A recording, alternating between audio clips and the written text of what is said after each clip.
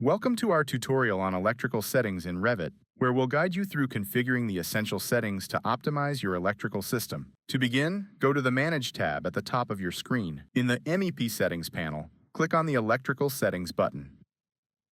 This will open the Electrical Settings dialog box, where all configurations for electrical systems can be found. In this tutorial, we will cover wiring settings, voltage definitions, and distribution systems.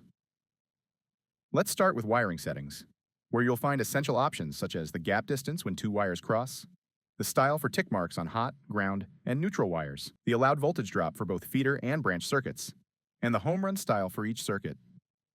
You can also access wire sizes settings here. This section allows you to specify cable material temperature and insulation type and wire sizes based on your cable catalog, which defines ampacity, size, and outer diameter of cables. Depending on the cable material and temperature, correction factors for temperature can also be configured to ensure accurate calculations. For ground conductors, you can choose the conductor material, size, and ampacity. Finally, under wiring types, you can define wiring characteristics, including material, temperature, insulation type, maximum cable size, and the neutral multiplier, specifying whether it matches or differs from the hot wire size. Now, let's explore voltage definitions and distribution systems.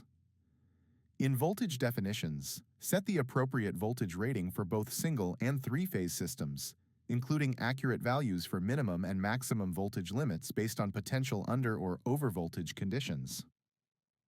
Once your voltage definitions are configured, you can set up distribution systems based on these values.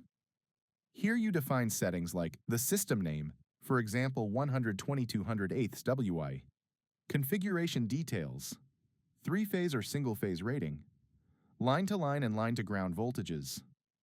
Thanks for watching, and don't forget to subscribe for more Revit tutorials.